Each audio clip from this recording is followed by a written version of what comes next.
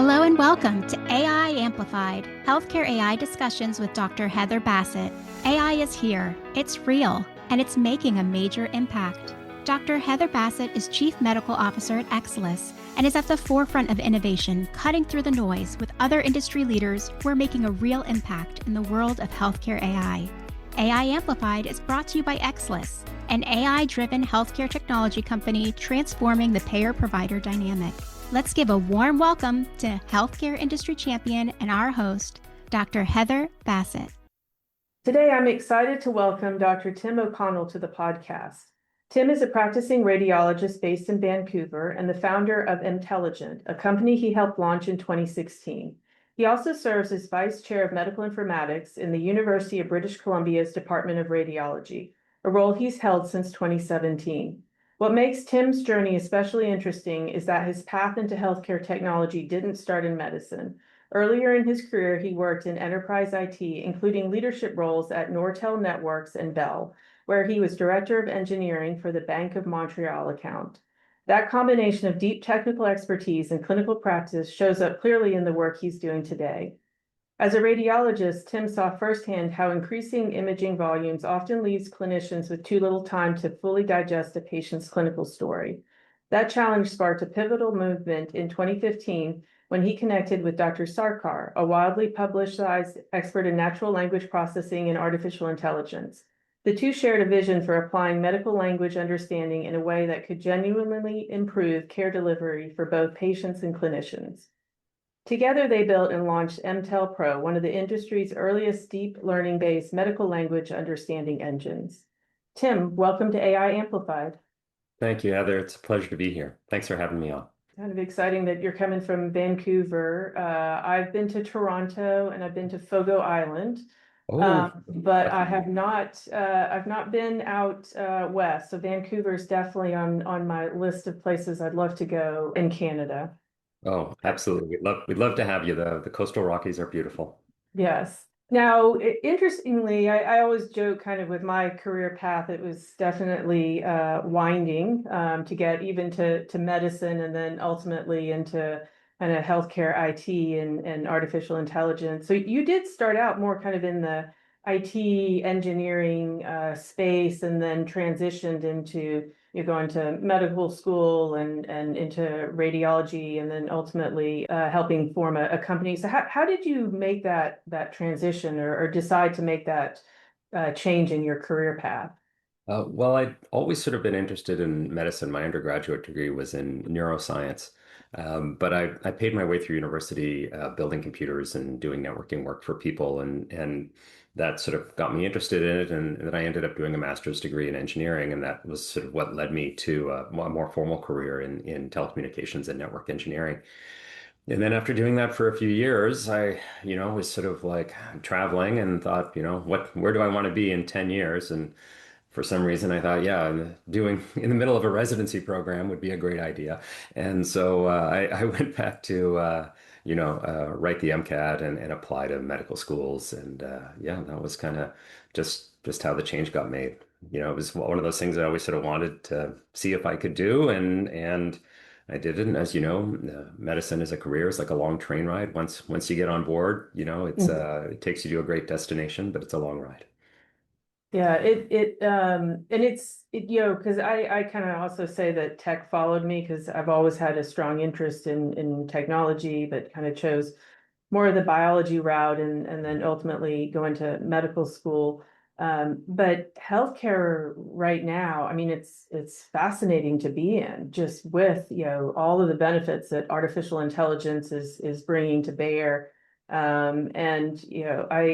I remember when I was, kind of in medical school and residency, obviously I'm internal medicine, we're exposed to radiology. I always thought I'd be better at it than I really was because I love images and pictures and have kind of photographic memory. So I definitely have a lot of respect for that field. And also when I started going to AI conferences, this is pre-2020, all of the conferences were around imaging. around, radiology, pathology, dermatology. It's where all the vendors are, where all kind of the conversation was.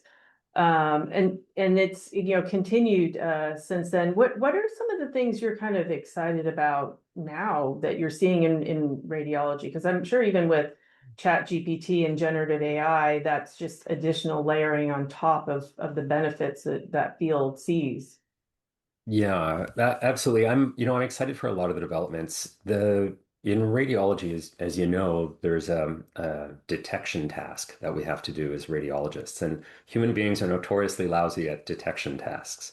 And so, the ability to have AI tools as a second look for what we do on our diagnostic imaging days, not the interventional work we do, but on the diagnostic imaging work that we do, the ability to have a second set of tools doing like an overread, someone over your shoulder, going, oh, hey, in the 300, slices in this chest CT where there's a 2 millimeter nodule, you may have overlooked this one, will be just great for our patients, right? And because the more we can help with that detection task, then the better off healthcare we can provide for our patients.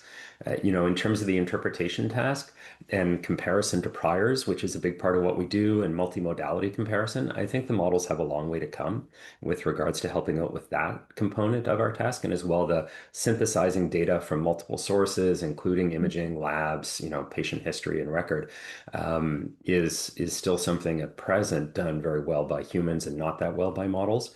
But you don't want to predict where the future is going to be 5 years from now, that's for sure. So I welcome having a second look as sort of improved computer-aided detection than what we've had for the last 20 years, which new AI models are bringing us. Yeah, I agree, and I mean, there's really good data out there to support, particularly in radiology, that having that kind of AI assistant, I guess you could say, pointing out, hey, take a second look in this area because there might be something you're missing. There's really strong clinical data to support that, and you're right. It's radiology is not just looking at CT scans and chest X-rays. It's marrying the clinical information in the record to the image to then generate an output. So tell me a little bit of how you got into the space that you're in now, that where intelligent works, because it's more in the you're not dealing with the images themselves. You're more in the area of structured and probably more sort of unstructured clinical data within the chart. Yeah, it was. I did a fellowship in emergency and trauma radiology combined with imaging informatics at Brigham and Women's in 2012, 2013. And while I was there, I met some of the members of an open source medical natural language processing software project as part of my informatics work. Then I came back, I was working at a busy level one trauma center, and in a 6 hour shift, we might read 60 CT scans. And, in a busy emergency department, the emergency room doctors may just write indication colon stroke, right? Or fall or something like that. You get one word on the requisition and you don't get any patient history from them. And so I was like, we can do our job better if we have better patient histories. But we don't always have the time, like if you're reading 10 scans an hour, you don't have time to read the last discharge summary or anesthesia consult or something like that from the EHR. So I thought, well, hey, why don't we see if we can take this open source NLP software and comb through the patients, at least the radiology records from their past, and just come up with like a bullet list thing. Hey, here's the diagnoses. And it was really cool when it worked.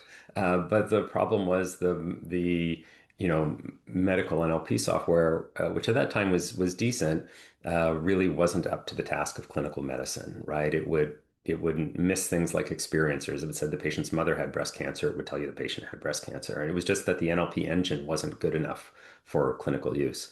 And so around that time, I met Dr. Anup Sarkar, a PhD in computer science, who's now our company's CTO. And I said, hey, you're an NLP guy. I've got this NLP problem.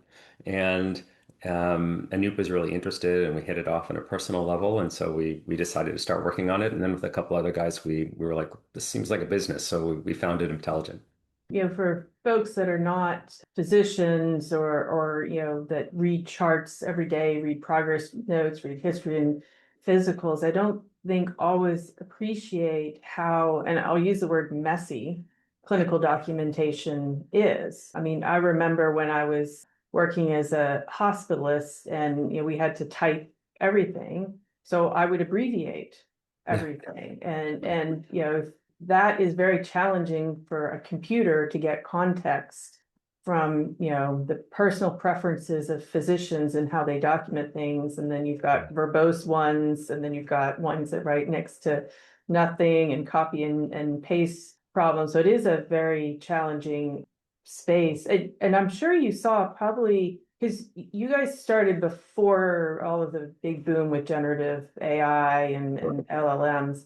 I'm assuming you saw a big advantage when that kind of hit the forefront in helping, because I know in general NLP took a positive swing around that time and the ability to parse and add more context to what it's Definitely. interpreting. Yeah, there was this sort of revolution, back in 2007, 2009 was kind of when the deep learning revolution happened.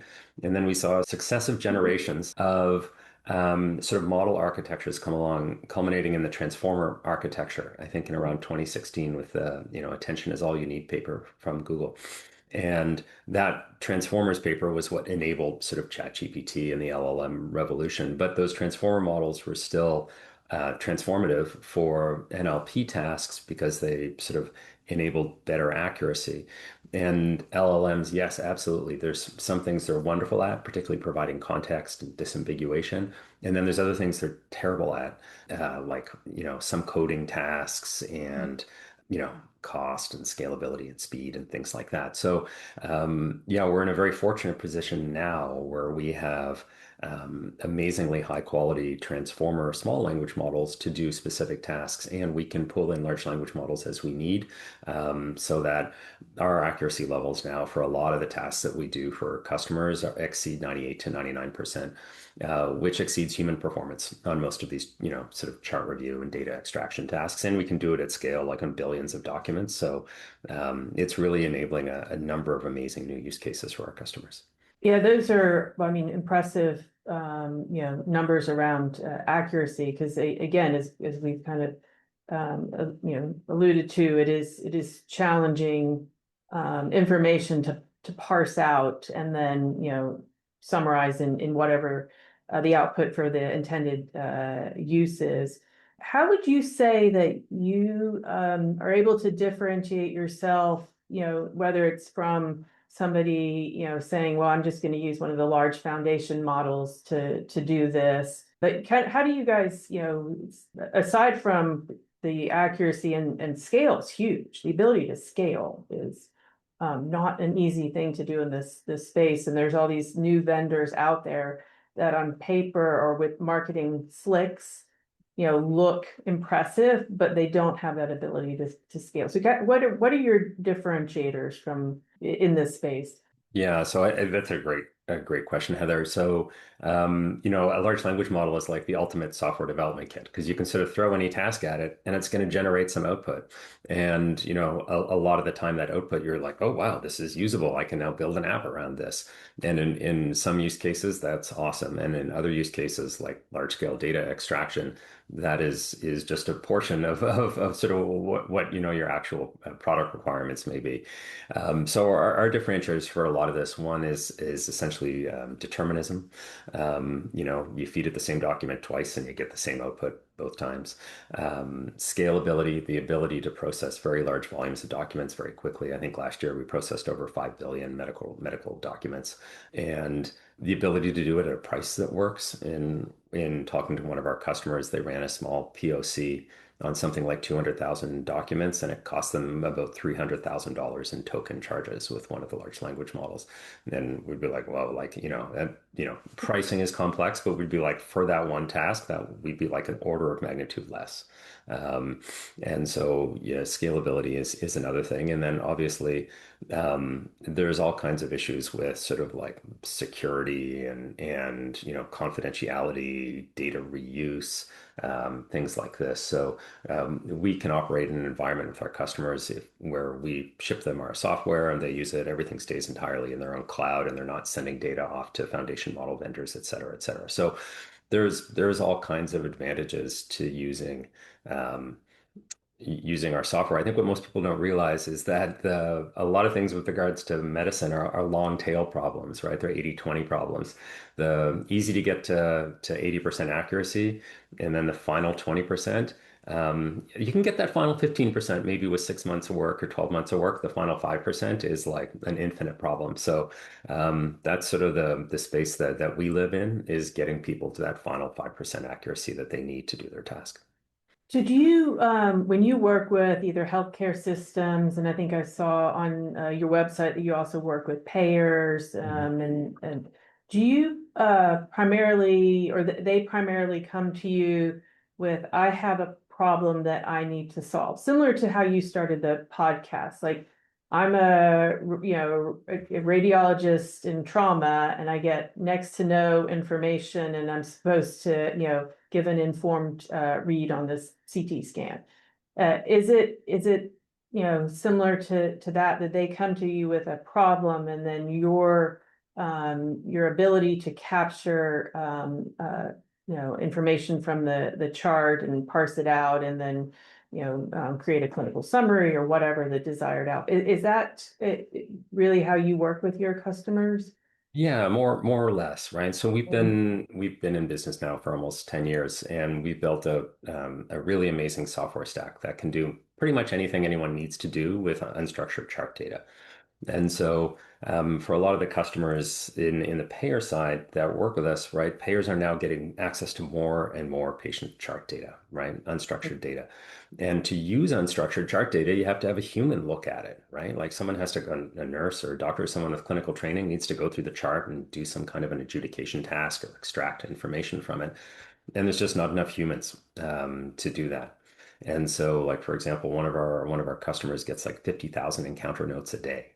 And that'd be a lot of nodes. You need a lot of nurses to go through those and extract data from them. So um, people come to us and say, look, I have this unstructured data problem, and it's a scale problem. And I need very highly accurate data extraction from these unstructured records. Like, can you help me? And we're like, oh yeah, yeah. Right. Tell us, like, what format is it coming in? Is it terrible faxes? Yes, we can deal with that. Is it, text-based chart data? We can deal with that. Is it continuity of care documents? No problem. Right. So we can deal with a broad variety of data inputs.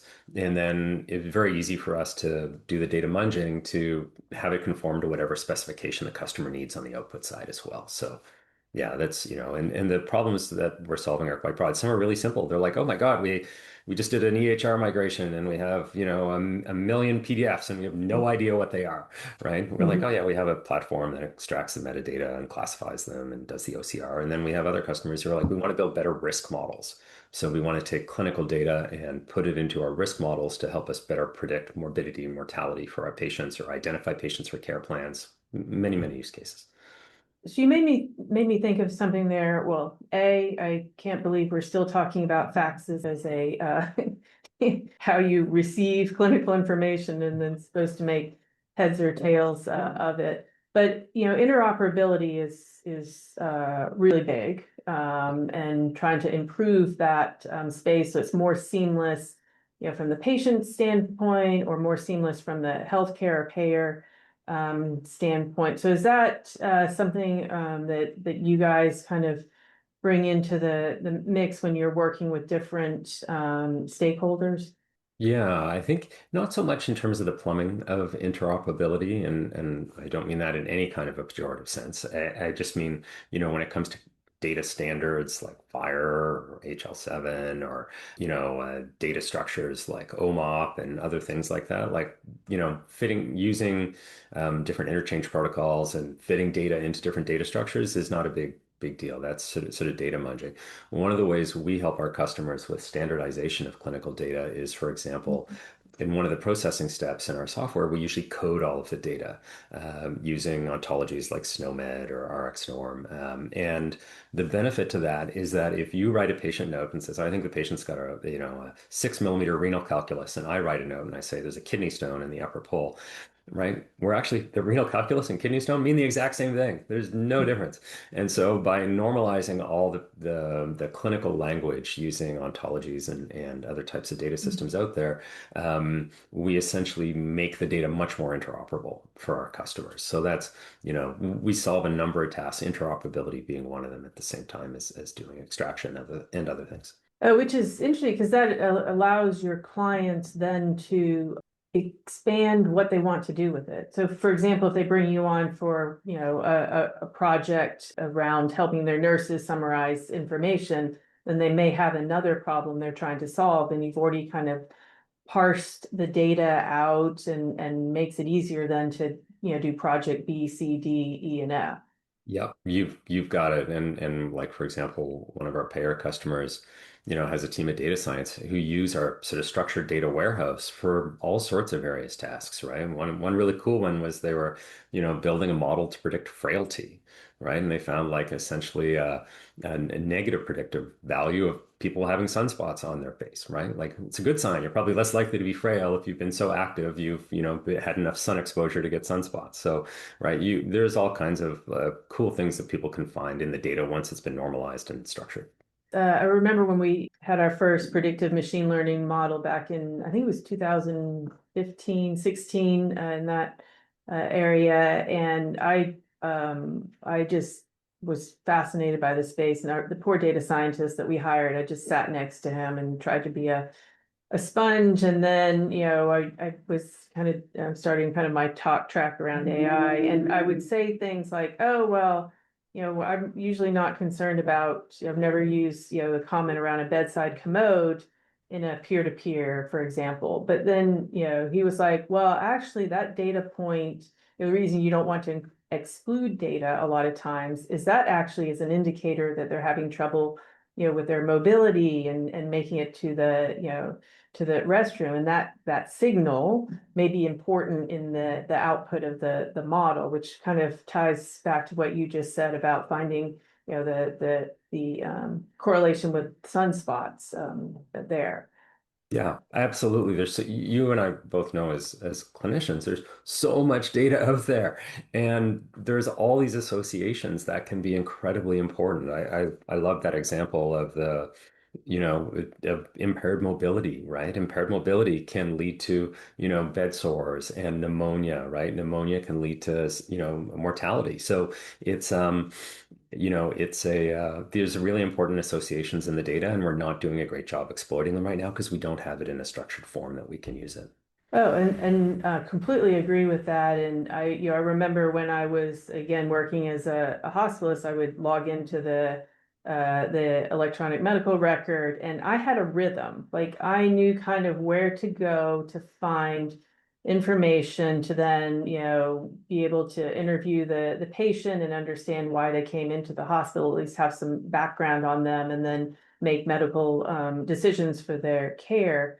But I'm sure I was missing a lot of things because there's so much data. You can only touch, portions of it, and then you may be missing context just because your brain can't put it all together. And do you, and I consider myself fairly tech forward and, like trying new things and open to being a guinea pig in certain areas. But there are physicians that are very resistant to change and kind of harder to bring along. How do you see the physician kind of role changing here? Because I'm a pretty strong believer that, particularly now that we have generative AI and, kind of the next wave is agentic AI. Like I'm a pretty firm believer that we're not going to replace physicians. Like physicians are still needed.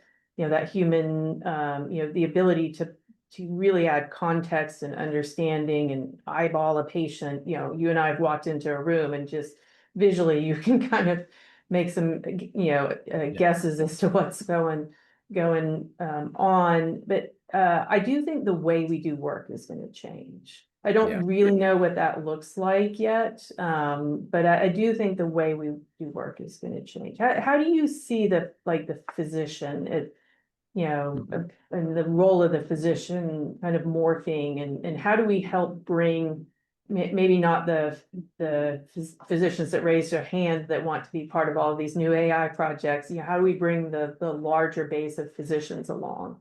I completely agree. I mean, I think number one, we have seen, right, one way which has been a great recent litmus test for physicians and technology has been with the AI scribes, right? Those, in many cases, that technology helps doctors get home from work earlier. And so as a result, we've seen incredible adoption, right? Where that technology has been made available. So I think doctors are willing to use technology if it makes an important difference in their lives, right? As a blanket statement, right? A lot of the resiliency to, or a lot of the resistance to using new technologies has been when the benefit to the physician is not clear, right? We just had a new EHR go into some of the sites I work at, and a number of physicians quit. They're like, I'm 70. I'm not going to deal with computerized physician order entry. You're turning me into a data entry person, and that's not my job, right? So they left. So I think you need to make life better for the clinicians. I think where I see, I think one sort of, I don't know, anecdote from my personal practice, and I think many radiologists would say the same thing, is as radiologists, we're diagnostic physicians, right? Not with the biopsies and intervention that we do. That's, there we're treating patients or helping in diagnosis. But with the diagnostic work we do, all we do is sit around all day long and diagnose disease in patients. And we see a lot of missed diagnoses that should have been clinically apparent if the physician had more information. For example, I looked at a chest x-ray and a 16-year-old girl came to the emergency department with chest pain. And I looked at it and I said, oh, this is sickle cell, right? And I called up the emergency room doctor and I said, this patient's got sickle cell anemia. He's like, how do you know that? Right? And I said, well, number one, her name is a West African name, right? Number two, she's a 16-year-old presenting with chest pain. That's pretty uncommon. And number three, she has fish-shaped vertebral bodies on the lateral view of her X-ray, right? Which is classic, presentation for sickle cell. And he just said, he was just dumbfounded. He was like, I don't know how, you knew that. And I was like, well, I trained on the US East Coast. Well, sickle cell is quite common. It's very rare in Vancouver, right? And I was like, we just got lucky, right? And they did the HBS and she was positive and no one knew. And so it wasn't me being good at my job. It was just me being lucky that I had seen this presentation before. We need to take that luck out of medicine, right?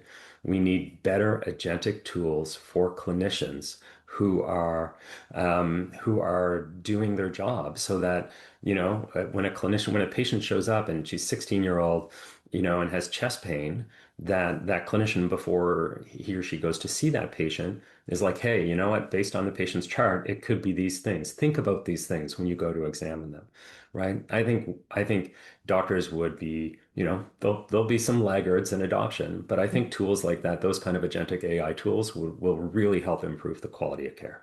I agree, and I think we're going to have some ups and downs with AI. There'll be some false steps along the way, and unfortunately, the media will pick up on those, and then erode some of the confidence that maybe our patients have in AI.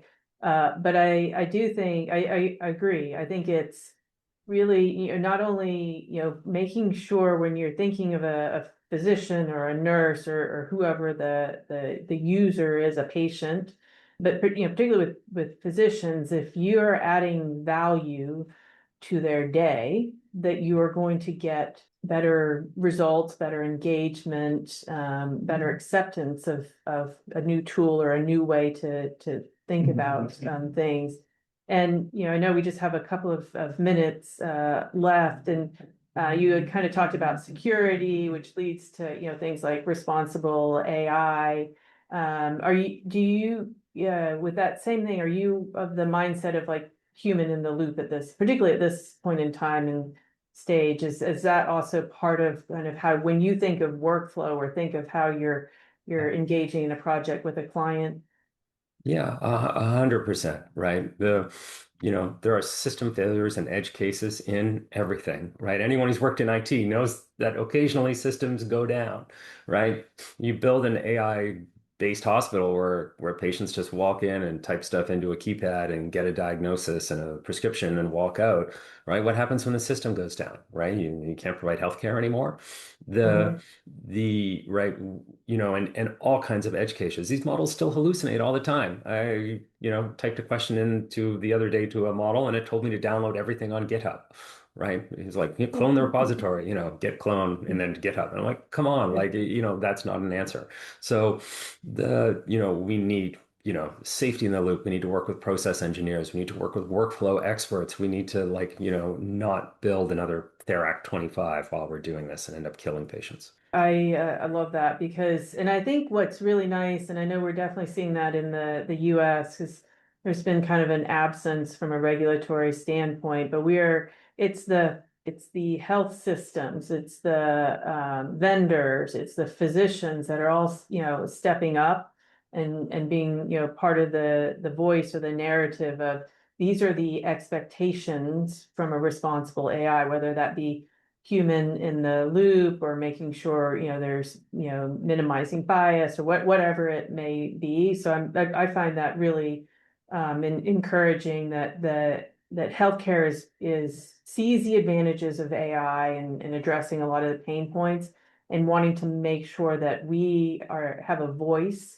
and guide how it's rolled out. So I think that ties nicely into that. This has been, I've really enjoyed the conversation today, and sounds like you guys are doing some really fascinating work, challenging work, and work that really is going to move the needle. I know we've spoken a lot of benefits for physicians, but at the end of the day, if you're benefiting physicians and their ability to accurately diagnose or be more efficient or whatever it is, ultimately the patient benefits, which I think at the end of the day is what we all want. That's why we get out of bed in the morning, right?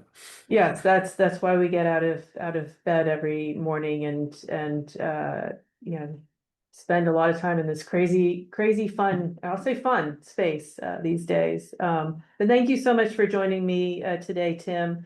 You can stay in touch by connecting with Tim on LinkedIn or follow Emtelligent on LinkedIn or go to their website, emtelligent.com. We will have show notes that will provide links as well. Thank you to our listeners for joining us today. Until next time, I'm Dr. Heather Bassett, and this is AI Amplified. Thanks for listening to AI Amplified. Tune in to the Healthcare Now Radio Podcast Network for more episodes like the one you heard today. To learn more about Exelis, visit our website at exelis.com. That's XSOLIS.com. You can also follow Exelis on LinkedIn, Facebook, and X.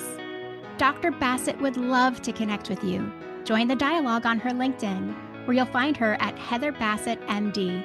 Let's keep the conversation going.